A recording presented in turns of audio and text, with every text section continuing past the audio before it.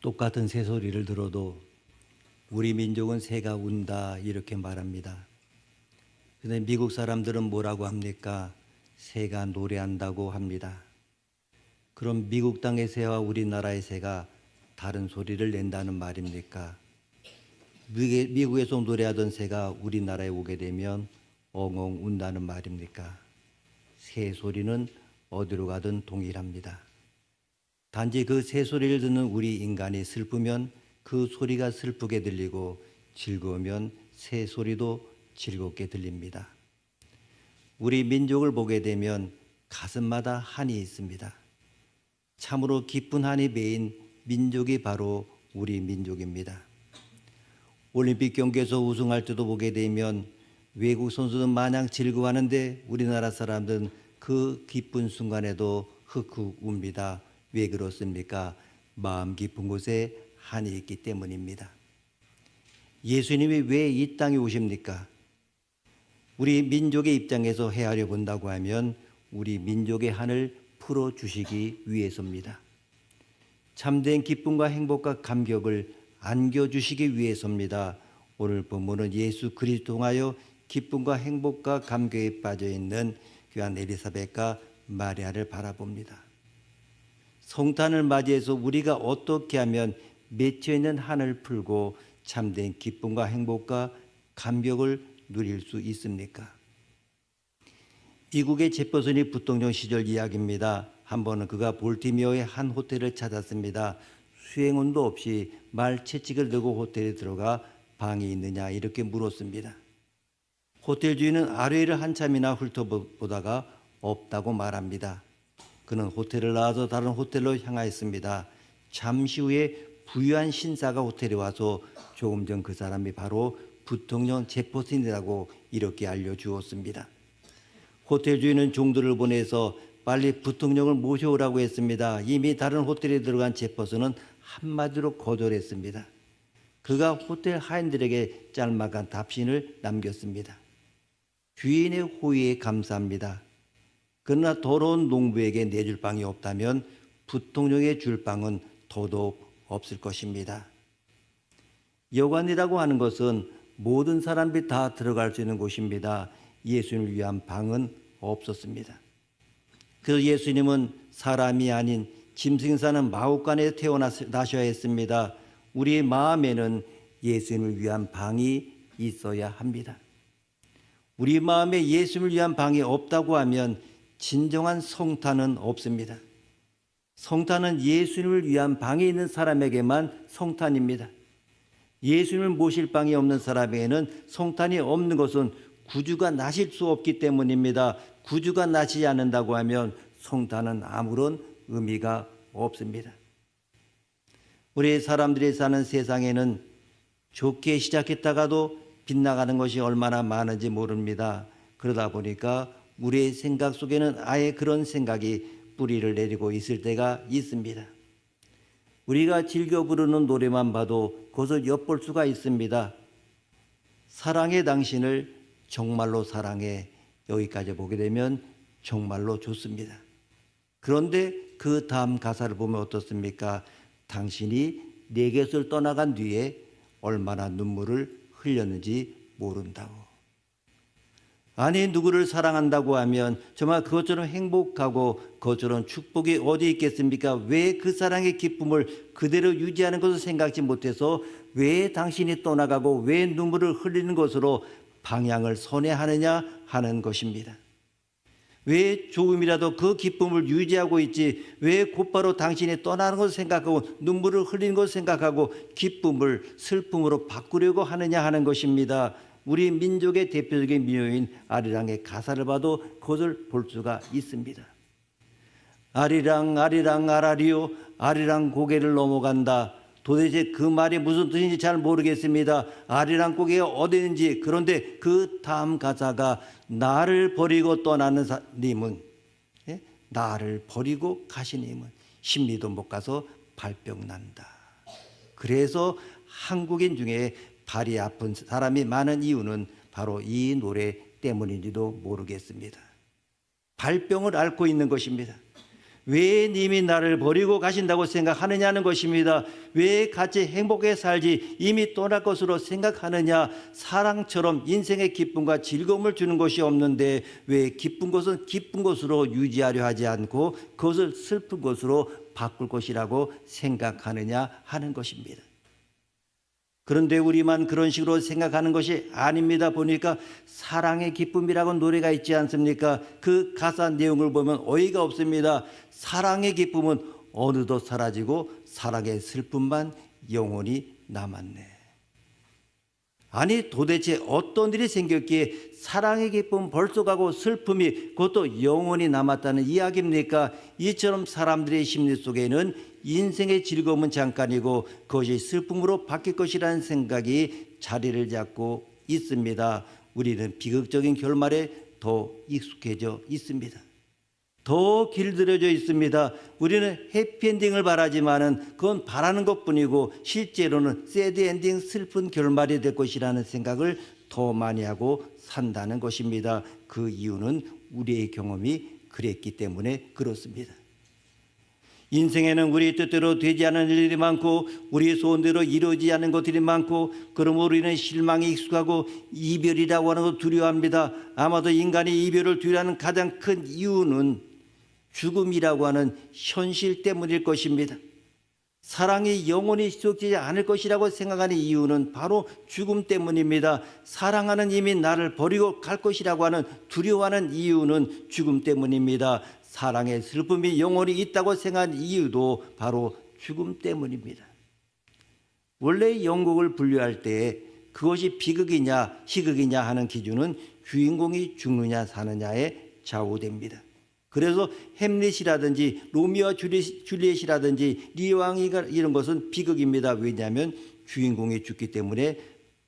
반대로 한여름밤의 꿈이라든지 베니스 상이라든지 이런 것은 주인공이 사는 것뿐만이 아니고 결혼에 성공하기 때문에 희극입니다. 그렇다면 우리가 성경을 희극으로 봐야 되느냐 비극으로 봐야 되느냐, 성경은 해피엔딩을 끝나느냐 비극적인 결말을 끝나느냐, 결론부터 말씀드리면 성경은 정말로 많은 비극을 포함하고 있습니다만은 궁극적으로 다 잘 됩니다. 성경은 많은 고난과 많은 시련을 말하고 있습니다만 결국 해피엔딩으로 끝날 것을 말하고 있습니다. 그리고 이것은 성경의 결말일 것뿐만 아니라 우리 모두에게도 해당이 되는 것입니다. 왜냐하면 성경 말씀은 우리의 거울이 되기 위하여 기록했기 때문입니다. 한 예로 욥을 한번 생각해 봅니다. 욥, 성경에 고난받는 사람의 대명사가 욥입니다. 그는 이유할 수 없는 고난을 당했습니다. 욥의 줄거리 대부분은 왜 이런 일이 나에게 일어났느냐에 대한 의문입니다. 왜 이런 일이 나에게 일어나느냐, 이것을 묻는 것이 욥의 이야기의 줄거리의 대부분입니다. 그리고 그 질문에 대한 해답이 나오는지 나오지 않는지는 확실하지 않습니다. 아무리 욥기를 읽어봐도 이런 이유로 너의 고난에 허락됐다는 대답이 시원하게 나오지가 않습니다. 그러나 중요한 것은 궁극적으로 욥의 인생이 잘 풀렸다는 사실입니다. 이것이 바로 중요한 것입니다. 욥기의 마지막 장을 보게 되면 그가 양 14,000과 양 6,000 약대 6,000과 소 1,000결이와 암낙의 1,000을 두었고 또 아들 7과 딸 3을 낳았으며 전국 중에 욥의 딸들처럼 아리따운 여자가 없었더라고 했습니다. 그리고 욥은 나이가 늙어 나이가 차서 죽었다, 이렇게 욥기가 끝납니다. 이것보다 더 해피엔딩은 있을 수가 없는 것입니다. 그가 죽기는 죽었습니다. 어차피 사람은 죽게 되어 있습니다. 그러나 나이가 많이 들고 나이가 차서 죽으면 여한이 없는 것입니다. 우리가 두려워하는 것은 내 나이가 차기 전에 죽는 것입니다. 내게 주어진 시간이 원래 주어진 것보다도 일찍 문을 닫아버리는 것을 우리는 두려워합니다. 우리 각자에게 주어진 시간이 있을 것이라고 믿기 때문에 그렇습니다. 예수님의 예를 들어봅니다. 예수님도 고난을 많이 받으셨습니다. 예수님은 이 세상의 영광을 누리지 않으셨고, 예수님은 어떤 지위나 직분을 얻지 않으시고, 예수님은 어떤 조직을 만들지 않으셨고, 당신의 조직의 힘을 빌어서 당신의 힘을 키우려고 하지 않았습니다. 예수님은 결혼하지 않고 자식을 낳지 않았고 소유를 갖지 않았고 젊은 33살의 나이에 십자가에 달려 죽으셨습니다. 그 이야기만 보면 예수님처럼 비극적인 인생도 없습니다.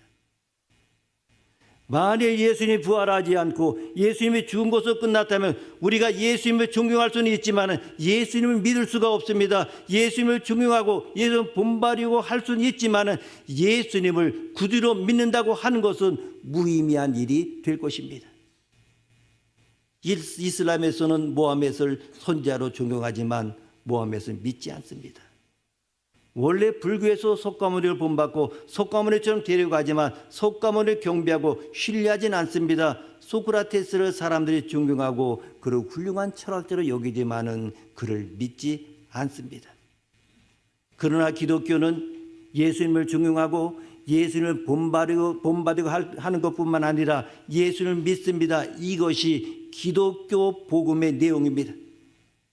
주 예수를 믿으라. 그리하면 너와 내 집이 구원을 받으리라. 만일 예수님이 죽으시고 그것으로 끝났다면 기독교는 세상에 전할 메시지가 없어질 것이고 아예 기독교는 시작도 하지 못했을 것이고 그리고 예수님은 믿을 대상이 되지 못했을 것입니다. 왜냐하면 죽음으로 끝나는 예수님은 우리를 구원할 수 없기 때문입니다. 죄의 삭은 사망이라고 했습니다. 예수님이 사망을 이기지 못하면 우리를 뒤에서 구원할 수도 없는 것입니다. 그래서 그 때문에 예수님의 부활은 그 부활의 이야기가 없이는 스토리가 너무나 비극적이기 때문에 사람들이 지어낸 것이 아니고 정말로 예수님이 부활하셨기 때문에 기독교가 세상에 전할 메시지가 생긴 것이고 기독교라는 신앙이 설 수 있게 된 것입니다. 그러므로 예수님의 스토리라고 하는 것은 예수님이 돌아가면서 끝나는 것이 아니고 그 다음이 중요한 것입니다. 예수님께서 하나님 말씀에 순종해서 죽기까지 순종하셨는데 그랬더니 하나님이 사흘 만에 예수님을 부활시켰습니다. 그것은 제자들도 막달라 마리아도 예수님을 죽인 자들도 로마인들도 제사장도 그 어느 누구도 기대하지 않았던 일입니다. 제자들도 기대하지 않았습니다. 어느 누구도 기대하지 않았는데 기대하지 않았던 놀라운 일이 발생했습니다. 거기에서 기독교라는 놀라운 현상이 발생한 것입니다. 그러므로 기독교의 시조는 놀람 그 자체에서 시작했습니다. 놀랍다. 어찌 이런 일이 있을 수 있느냐. 여기에서도 복음이라는 것이 시작되고 교회가 시작된 것입니다. 그러므로 예수님의 스토리도 고난이 많고 어려움이 많았지만은 결국은 승리하신 것입니다. 그렇다면 기독교와 인류의 운명은 어떻게 될 것이냐. 요즘 세상 사람들은 미래에 대해서 관심이 많고 종말론적인 사고방식을 갖고 있는 것 같습니다.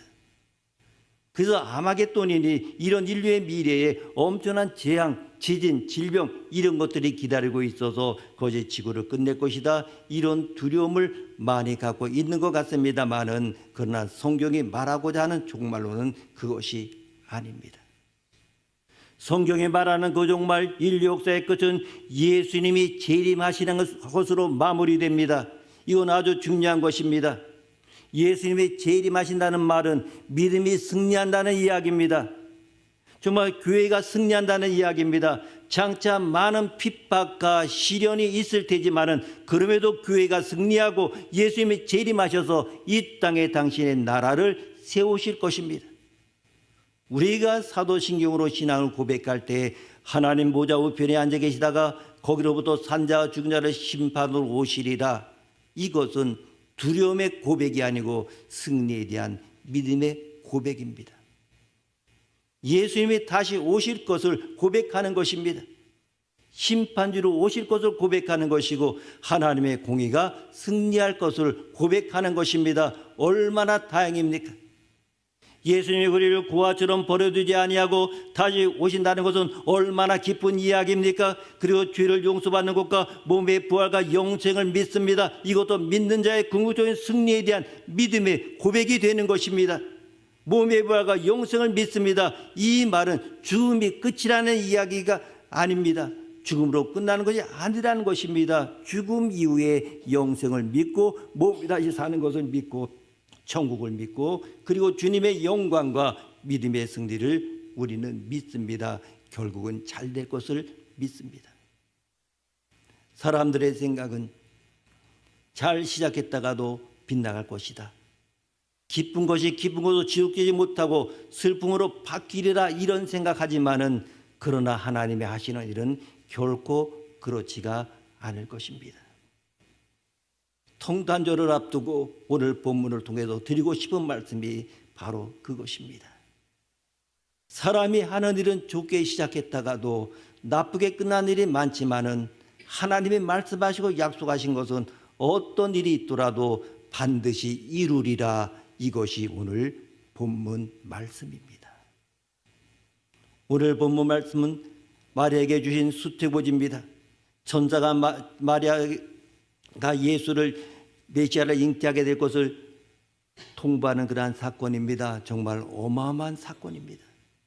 당시 마리아가 15살 정도의 처녀였을 것이라 생각되는데 그런 소녀에게 잉태할 것을 말씀하셨으니 얼마나 파장이 큽니까? 그런데 천사가 우리가 읽지 않았습니다만 37절에 하나님의 모든 말씀은 능하지 못하심이 없느니라 그 말씀에 마리아가 대답하기를 38절에 이르되 주의 여종이오니 말씀대로 내게 이루어지이다. 이것이 믿음의 고백입니다. 아멘이라는 말의 뜻은 그대로 이루어지다라는 뜻입니다. 우리가 아멘이라고 말할 때는 하나님이 먼저 하신 말씀대로 대한 그 응답입니다. 우리가 그냥 아멘하는 것이 아니고 하나님이 말씀하시고 우리가 거기에 그렇게 되리이다. 내게 말씀대로 이루어지이다. 아멘. 이런 차원에서 바로 긍정하는 것입니다. 기독교 신앙은 절대적인 긍정입니다. 반대로 불신은 절대적인 부정입니다. 지옥은 절대적인 부정의 결과입니다. 천국은 절대적인 긍정의 열매입니다.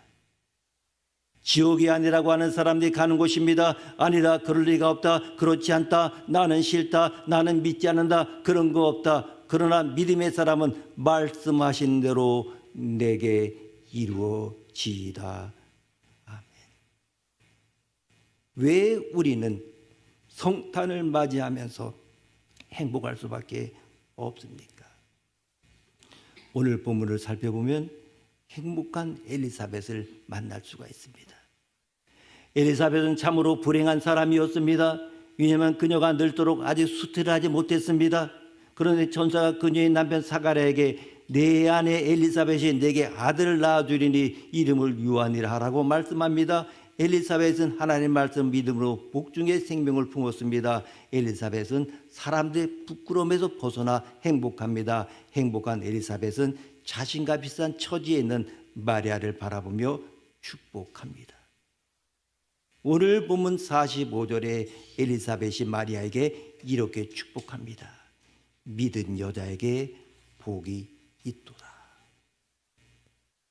우리가 성경을 보게 되면 믿은 남자보다는 믿은 여자가 많습니다. 그래서 여기에도 그냥 믿은 자에게 복이 있도다 그러면 좋을 텐데 믿은 여자에게 복이 있도다. 주께서 그에게 하신 말씀이 반드시 이루리라.